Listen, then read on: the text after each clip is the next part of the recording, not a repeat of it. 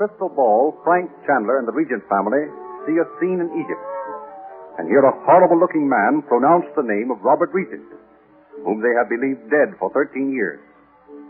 Thrilled by the thought that her husband may yet live, Dorothy decides to go in search of him. The present act reveals the Regent and Chandler in a native street in the city of Alexandria. Chandu the Magician.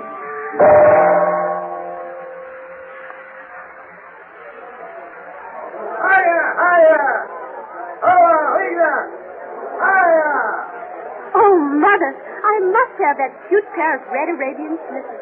Aren't they darling? Which ones, Benny? Every one of these little shops seems to have them by the thousands. Look, Bobby, how the merchants sit cross-legged on the doorstep. Not much like our shops, are they? Gee, I should say not. Imagine some of our big stores with all the clerks sitting on the floor while the customers argue about the price of the goods. None of the shops have any fronts, do they, Uncle Frank? Look, that must be a cafe. Yes, men sit there on the floor in the smoke from that charcoal stove from morning till night, drinking their thick coffee and playing chess. You're a long way from California, Betty. I know. And I can't see how we got here so quick. It seems like yesterday we were sitting in the living room at home talking about seeing the Egyptian princess in the gazing ball and that horrible man she called Roxor. And he said something about father. Yes, and then somebody threw a knife through the window at Uncle Frank and it just missed him. Oh, don't speak of it, Bobby. Can't bear to think of it. Well, I can't figure out why we didn't find him or the police didn't or something. Uncle Frank, how did we get here so soon? Why worry about that, Bob? Who knows what yesterday means? Here we are. And here's a little shop where they serve coffee when you finish buying things. Shall we go in here? Mm-hmm. Yes, let's do. There's a lovely brass bowl I'd like. I want to speak to you alone, Frank. I'll get rid of the children for a minute. Bobby, you go over to that shop with Betty while she buys a pair of slippers. We'll wait here for you. All right. They're gone. What is it, Doc? I want to tell you there's a man been following us ever since we turned into this narrow street. Don't look around, then, or he'll suspect you've told me.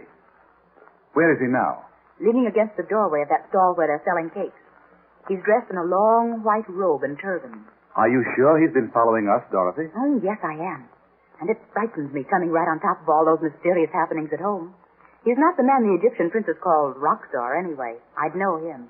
I saw his horrible face. Well, as soon as we get back to the hotel, I'll try to locate the princess.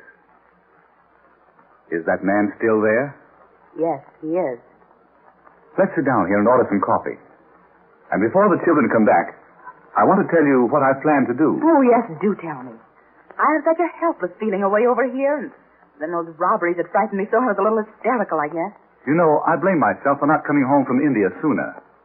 We might have found the secret room in the house and prevented the theft of Robert's papers. Don't blame yourself, Frank. Remember, if you hadn't spent so many years studying in India, you never would have known that danger threatened us. And not only you, but... What do you mean? Oh, nothing. I mean, well, someday I'll tell you. But now for my plan. If we can find Princess Naji, and I'm sure we can, I'll tell her what we saw in the crystal gazing ball, and see if she will tell me who he meant by Robert Regent, and who this Roxor is. Oh, that repulsive-looking man. Look, here's the shopkeeper. Coffee for 4, Benally. Why, you're not Benally. Oh, no, Effendi. Benally have gone to make his pilgrimage to Mecca. He left me to watch his shop. The Effendi wishes coffee? Just a minute. Benally left no message for me? No, Effendi. That's strange. Perhaps he thought you come later when he is here. Well, perhaps. Anyway, this is my sister, Mrs. Regent, and those 2 young people coming across the street are her son and daughter. You will protect them as Benally would. Regent? Regent? Yes. Why should that startle you? Oh, Effendi, I am not what you call startled. It is strange name in Egypt. I go get you some little sweetmeats? Yes, go and get them. And later I want to talk to you. As you will, Effendi. I got the slippers, Mother. And you know what? When the man told me the price, I took out my purse to pay him. And all of a sudden, another man that was standing there said something to the shopman, and I'll say he said something to him. Sounded like he was swearing in Egyptian or whatever language they speak here. And the shopkeeper said he'd made a mistake in the price, and the slippers were only 25 piastres. so I gave the man $1.25. Feeling very smart to think she knew how much 25 piastres was. Never mind that. I turned around to thank the man, and he was gone. Yes, sir. Vanished. Just like that. Look around, Dorothy. Is the man you saw following us still over there?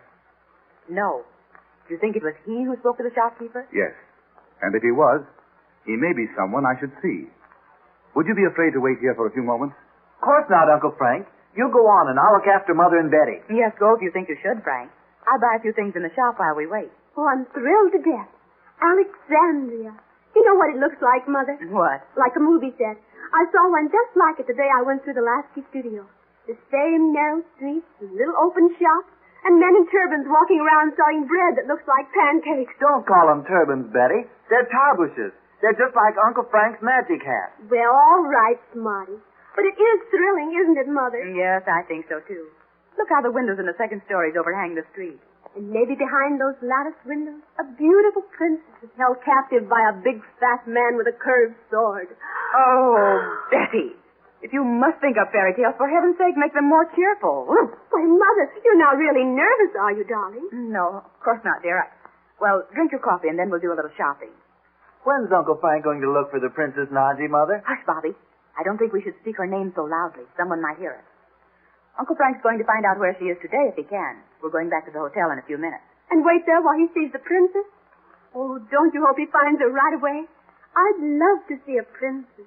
Maybe Uncle Frank would take me to see her. I can hardly wait until he finds her. Just think. She may have news of your father. I guess you think we don't seem much interested in finding Father, but of course we are. Only I can't remember much about him. And you can hardly remember him at all, can you, Betty? No. Well, I can remember him telling me an exciting story, all about a boy that did a lot of things. When I asked him the name of the boy, he always said his name, son, was Robert Regent. Oh, good heavens! What was that? Oh, so sorry, American lady. I am clumsy, and I'm not poor from shop. So sorry to frighten you. Oh, it's all right.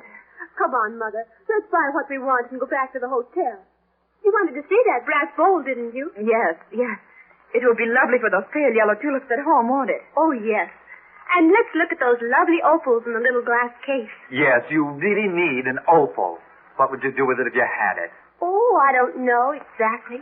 But there's something kind of shivery about opals. Let's not get anything shivery today, Betty.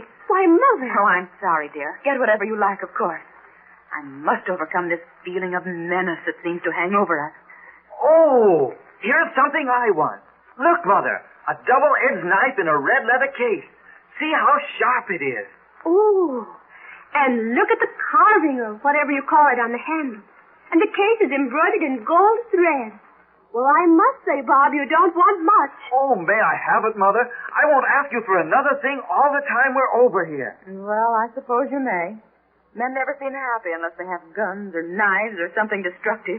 Now, Mother, you know I won't do any damage with it. Isn't it a beauty? Shall I ask how much it is? Yes, if you like. Oh, young Effendi have choose finest knife in store. Banali got from young Bedouin, who sell it for love of girl. Oh, how thrilling. Tell us about it. Oh, young Bedouin love poor young girl. He rich young man, but father not know he love poor girl. Father not send him money to stay in Alexandria, see girl. So he sell his saddle, his hunting belt, everything. The poor fish. At last he have only his knife. Banali buy it from him. Maybe he have killed many men, eh? Who knows? Oh. Banali keeps such very beautiful rug upstairs, in upper room. You like to come up? Oh, I see. I suppose these rugs are very valuable. Cost much money? Oh, yes, American lady. Take many, many years to make. Some are old. 400, 500. Many years. Banali not keep them down here. Let's go up and see them at least, Mother. Isn't it fun? Like a story. You aren't really afraid, are you, Mother? Well, we're right here on the street. No, of course not. Which way do we go? Through this curtain. Walk upstairs, please. I come up after you. Come on, Mother. Goodness, it seems dark up here after the bright light in the street. Where are Mrs. Regent and the children? They have gone upstairs to see beautiful work. They say you come too. Oh, very well. Up this way? Regents. Regents. And with them, Chandu the Magician, locked in up there. By the sacred mule of the prophet, Roxor will reward me well.